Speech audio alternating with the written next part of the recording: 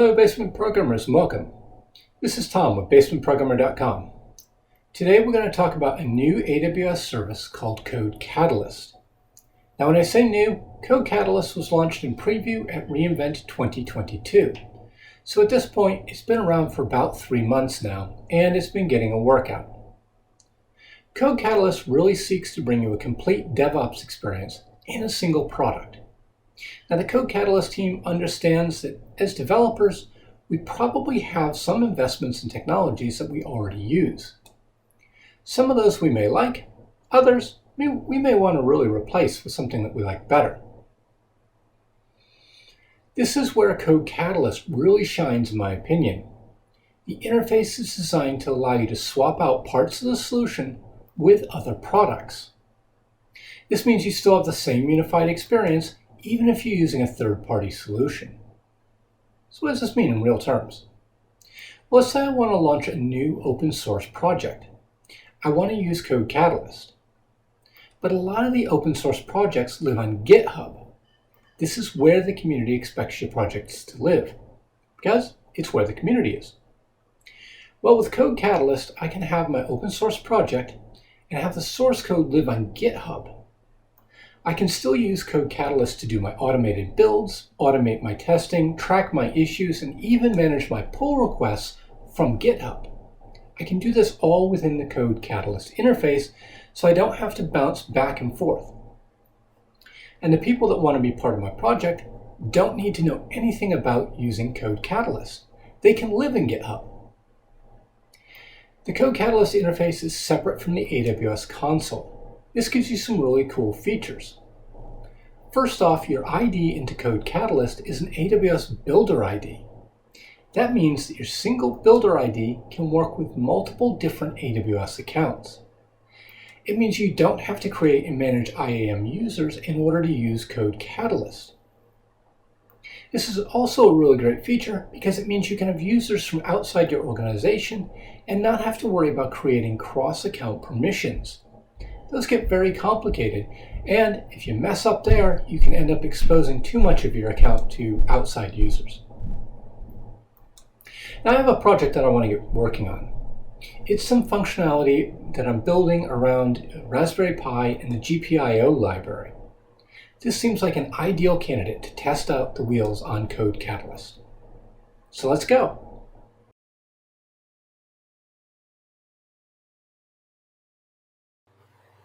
Okay, so here we are on my development desktop. Now, each year the developer advocates build some new sample projects to kind of help customers along. This year, what I wanted to do was work on taking some of the code that I've been playing around with in my IoT for the .NET Developer Series and work that into one of the samples. So I also wanted to try to use Code Catalyst as a central point for my development activities, especially considering the nature of this video. So you can see here I'm in my GitHub library or my GitHub account, and I've got a repository that I've created called rpi.net for Raspberry Pi.net, and I've got a very skeleton project here. There's no real code, it's just a couple projects set up to checked in so I can kind of get started. Now I want to use Amazon Code Catalyst as the center point for all my development efforts, especially given the nature of this video. So what I want to do is I'm going to swap over here. You can see this is the landing page for Amazon Code Catalyst. Now, as I mentioned, it isn't tied into the AWS console, and that's because we want the developers to be able to go in and have a feel for it without necessarily being required to get into the AWS console, which in some cases they don't actually have access to. So I can come in here, there's a sign up button. If I click that, I can go to a form that's going to first ask me to set up a builder ID and then connect it into a Code Catalyst account. I've already got one. The process only takes a few minutes. So what I can do is I can go here to say sign in. I can say I already have a builder account, and so the builder account ties into an email address, which is great because it doesn't tie you into a specific AWS account. That means you can actually have the builder account follow you across different AWS accounts. So I can sign in with my builder account, go next.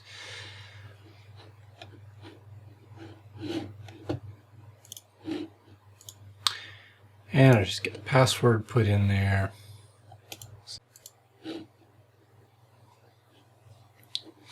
Now I get into the Code Catalyst interface, and you can see here there's my account's pretty much empty.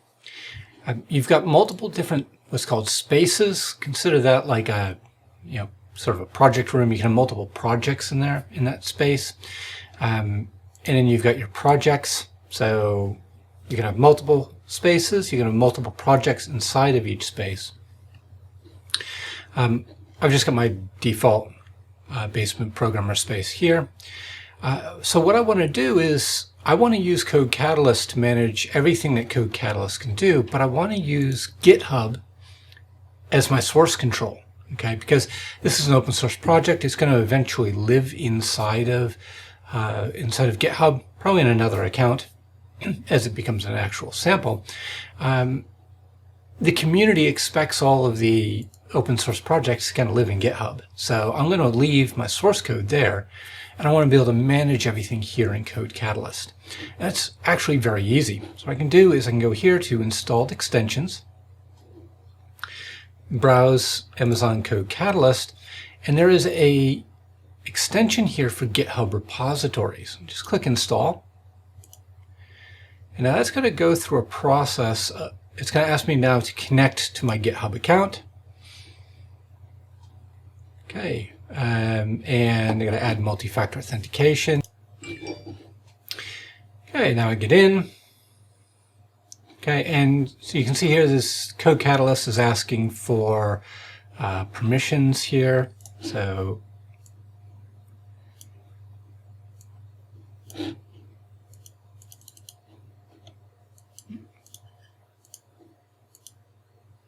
I give it permission to all repositories just so I don't have to connect that again.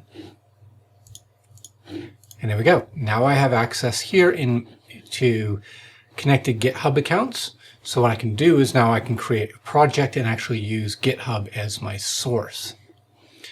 Okay, so I'm going to jump back here to the main screen, and I'm going to create a project. And I'm just going to choose Start from Scratch.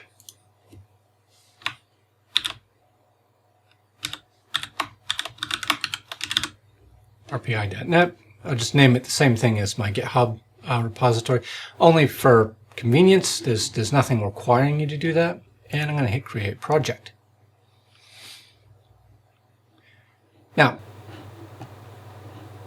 because I told it I wanted to start from scratch, I have really an empty project here. So what I can do, I'm going to open this up.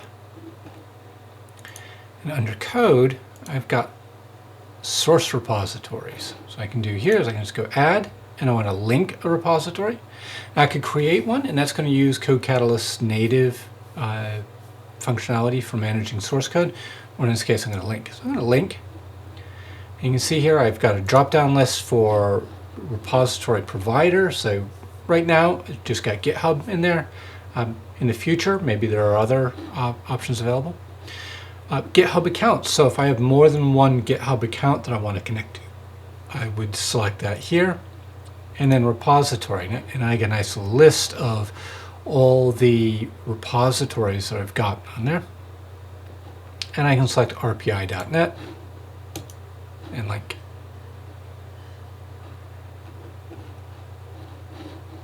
And you can see here, you've linked the following GitHub repository to Code Catalyst project, RPI.net. There. Now my GitHub repository, where the community is going to live, where I can do all my edits and things for open source functionality. And I have the ability here to define my CI/CD projects, get some reporting, track my issues. So if I have issues that I find and I want to add them into a list, I can do that here. And there you go. It's actually very simple to connect your Code Catalyst setup with GitHub repositories.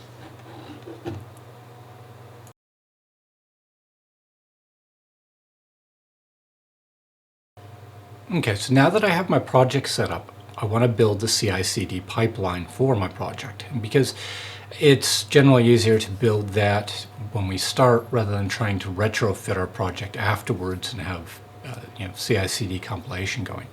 And I've got a couple things that I want to do. So I want to make sure that I've got a build stage.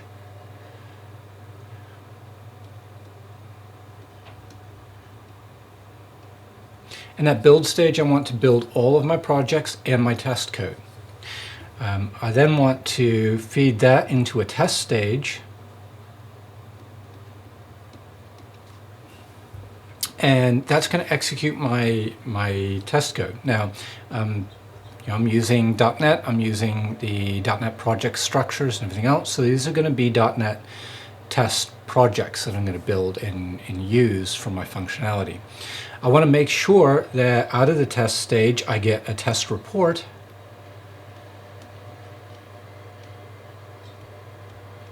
so that anybody looking at the workflow can see that the tests actually ran and what the results were of that test. Did all my tests pass? Did some of them pass? Did everything fail? And then I want to get some build artifacts out.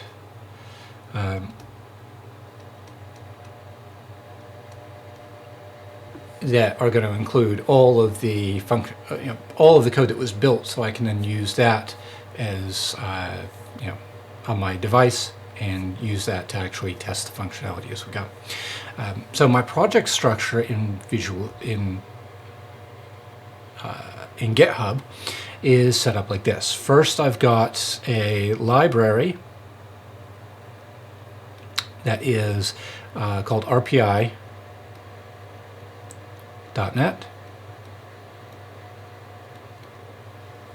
It basically stands for Raspberry Pi.NET, and that's got all the functionality that I'm looking at.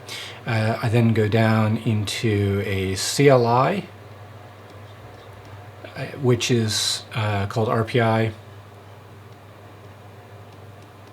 and all that has in it is that's intended to just be a runner application, so it's going to pull all the functionality from the library RPI.NET. And then obviously I've also got on the side of that a test set or a test project, and that's called RPI.NET.test. Okay, and that's going to be what is that library there is used by the test harness. So I want to build tests for all my functionality as I go, rather than trying to retrofit. Again, because it's obviously easier to start and then continue with it than it is to try to retrofit things after the test functionality afterwards. Okay, so let's jump into it. Okay, so here I am back in the Code Catalyst interface, and as I mentioned, I want to set up my CI/CD pipeline or workflow. So what I can do is I'm going to expand the CI/CD section here in the left-hand navigation, and then I'll select Workflows. I don't have any workflows quite yet, so I'm going to go Create Workflow, and I'm presented with this dialog. So I need to tell it where to find my source code, and the source repository is the GitHub repo that I added into the project. And then you have the branch. So I've only got one branch. I've got the main branch. But what that does is, what that allows us to do is, for a project in a source repository, if we have multiple branches, we can actually have different workflows that trigger based on different actions that occur along those branches. So, for example, I may have my main branch, which is where I build my production release off of. And then I may have, say, a dev branch. And that dev branch may be where I do all of my development effort. So I can build a debug build of my software based on things being checked into the debug branch. And then when I merge back from my dev branch into my main branch, I could have another workflow which builds my production code, for example. Something like that. So for my purposes, I've only got the one branch, so I'm just going to click Create. And I'm presented here with the workflow editor. Now I've got two views. I've got the visual view and the YAML view. You may prefer one over the other. You may find that some things you like editing better in one panel or the other. Completely up to you. The end result's still going to be the same. Now, what I need to do, obviously, the first thing I want to do with my CI/CD pipeline is create a build action, right? So I'm going to go over here to Actions, click the plus button, and that expands into a little window, and you can see a bunch of actions that are created here for you already by Code Catalyst. So first thing I want to do, I want to add a build action. So I just click the plus button there, and the build action gets added into this workflow. Now I'm going to close this, and all right, I'm going to start off by giving this a name. So rpi.net build.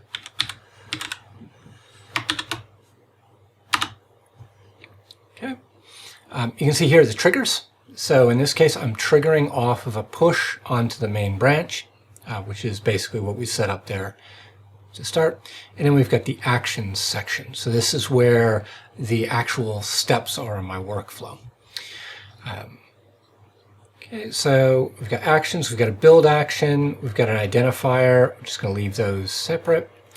We've got inputs. So the input is just, in this case, just the workflow. If I needed some other thing to be fed into this build stage, say an artifact from another build, I could pass those in here. I don't need those in that case. And then down here we have the configuration for the steps in this particular chunk. And the steps are all run commands. So this is going to execute a command on, through the workflow in the container that the Code Catalyst uses to actually do the build. So I'm going to clear out those. Now this is a .NET project, so I need two commands to do my build. So I need to do .NET restore, which is going to grab all my NuGet packages and bring them down and get my environment ready to do a build.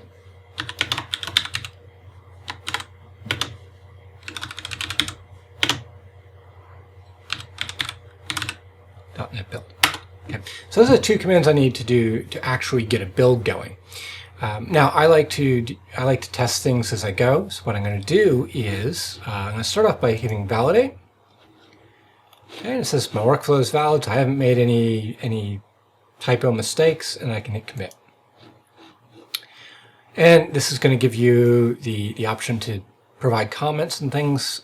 When I say commit, it's actually going to commit into the GitHub repository. So that means my workflow definitions are part of my source code, and they are version controlled and everything else. So there we go, and I hit commit. That's going to publish, send the changes off to GitHub. And then what we can see is this is going to start, oops.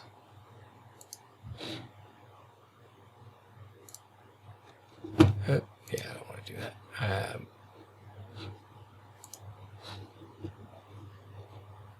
We can see we've got a workflow, and automatically, because my workflow triggers on checking in, and I've just checked in my workflow definition, I actually got a build that's running.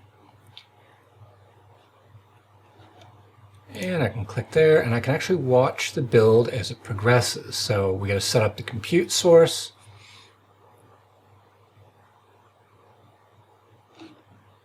And that's going to take a few seconds.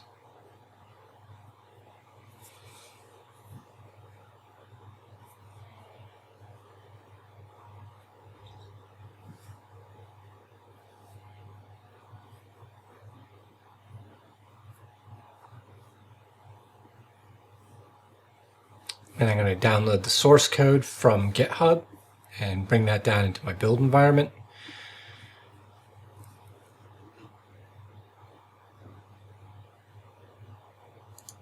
we can expand the log here. And we can see my .NET Restore went in and it restored the 3 packages. So remember, I've got my library that I'm building. I've got a command line utility, and I've got a test suite. And so it's restored everything it needed for those. Then it did a build. Okay, you can see here 0 warnings, 0 errors, which is what I would expect, because at this point all 3 of my projects are just empty. And then upload our artifacts and generate reports.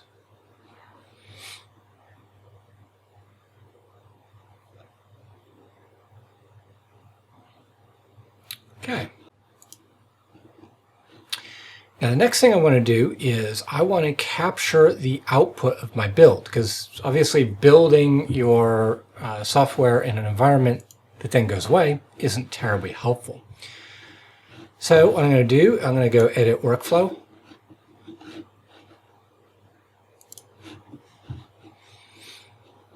And I'm going to go on the Visual tab, click here. And now I need to define an output. So these are my, this is my build artifact. So I'm going to add an artifact.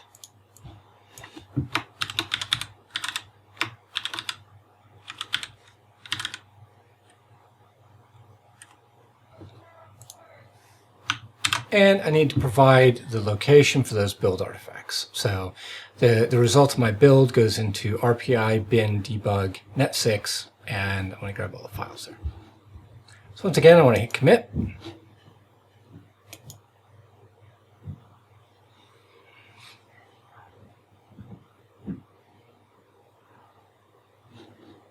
And I'm going to close that off. I can go over here to workflows.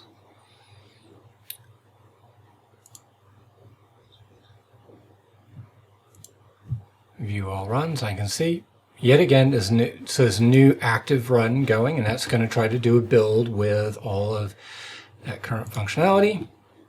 So I can click in there, I'm going to watch it.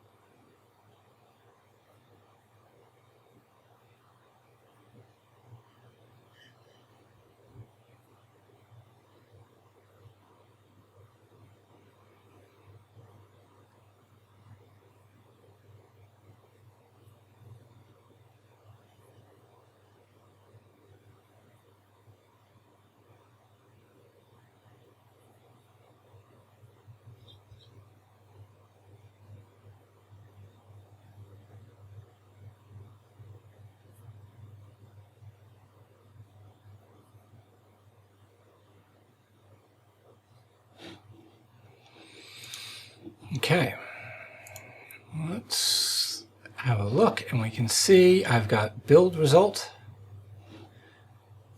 Okay, I spelt that wrong, but still. If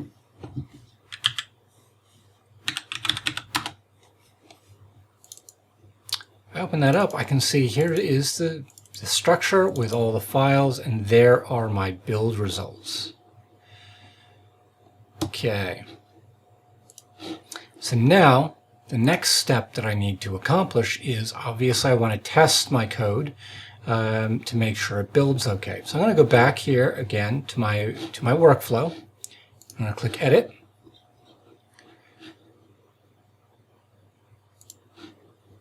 I'm going to go, I'll switch over to the visual so we can see it a little bit nicer view, expand the actions, and I'm going to add a test action.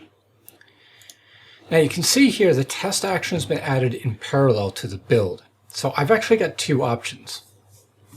I can have my test build, build run in parallel, which may save me some time because I can have things going while we're doing the build. I can also download and run my tests and have it run that way. Or I can have them run in serial. So I can have my build stage produce the artifacts that then feed into my test. I can do it either way.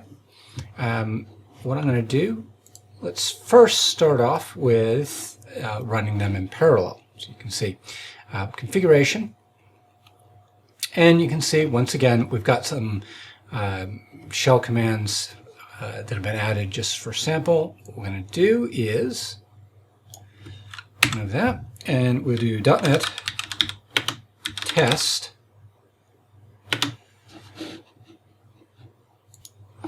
and then in order to make sure I've got my test results as a report that I can look at after the fact, I'm going to add this line in. So --logger, and I'm going to tell it to produce a TRX report and give it a file name that is testresults.trx. Okay. Now what I want to do is I want to go up here to my outputs folder. I'm going to turn off automatically discover reports. I'm going to add a new artifact output. Oops, I keep doing that.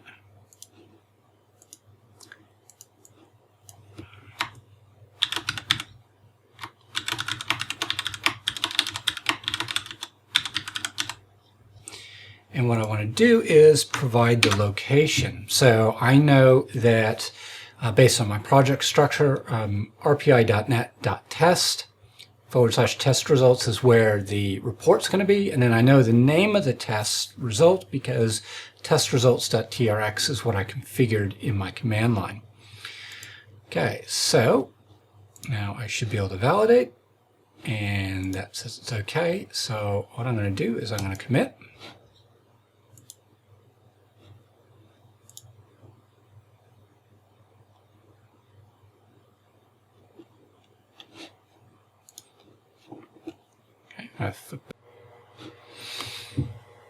Okay, so now what's happened is we've checked in the updated workflow, and you can see because I set up the workflow to run in parallel, I've got a build going here and a test going here.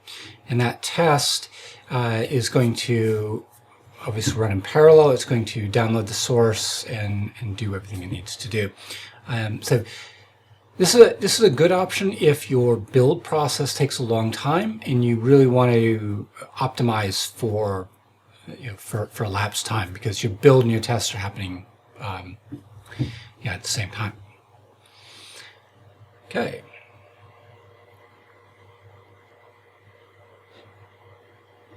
Now we can see here I've gone through, I've done my testing, and my test has succeeded. Which 0 failed, 1 passed, which isn't surprising because my test currently doesn't have any valid tests in it. It just has a single test method which does nothing. And so it's designed to really just, this workflow is designed really to just be a harness for everything. Right there, so we've got an artifact from the test output. And okay, the build's completed, so we've got a build result. But I can also go here onto reports. I can click my RPI test report, and I can see the results of my test action are, I went through and all my tests succeeded, which is good. Now, one last thing I want to do is maybe I want to kind of optimize in a different way. Instead of optimizing for time and having my tests run in parallel, maybe what I want to do is have my test run immediately after my build, so I'm using the same software throughout, and I can very easily do that. So what I can do here, I've come into my workflow. I'm in the edit mode once again, and what I'm going to do here is say artifacts for input. I can actually add, so the output artifact of my build here I can add as an input to my test. And the one other thing I want to do is I'm going to use depends on to make sure that my test doesn't start until after my build succeeds. So I'm going to chain these together. Okay, so that's the only change I'm going to make into the entire workflow, and I'm going to hit commit.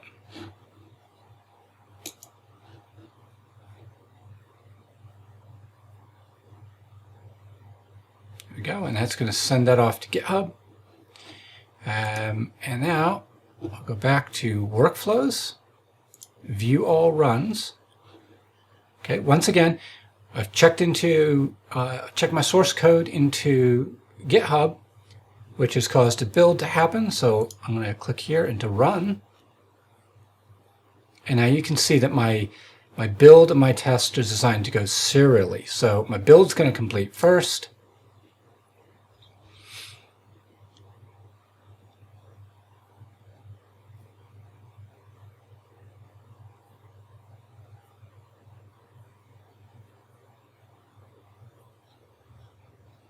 Okay, download completes.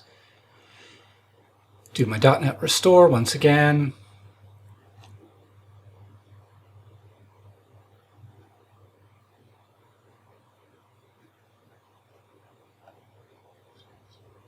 Okay, all 3 projects were restored.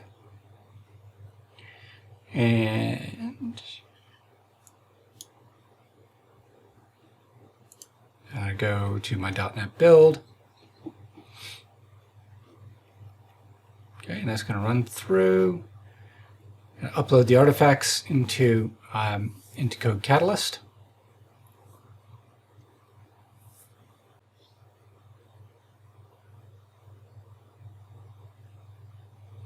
Okay, now this step completes with generating the reports, and what you'll see in another second or two, there you go. Now the test stage is kicked off. So we're going to grab some compute. Okay, we went down. Now we're saying download source, but you can see here we're expanding the directory. We weren't downloading the source code from GitHub again. We're reusing the same results that were created in the build.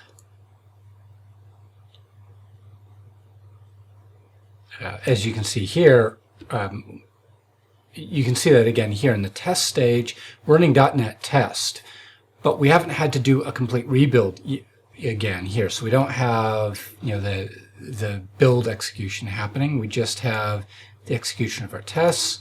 So we can see once again, failed 0, passed 1.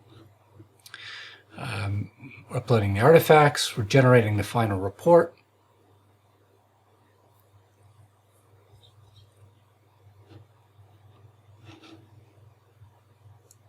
Just completed, and then what we should see that completes.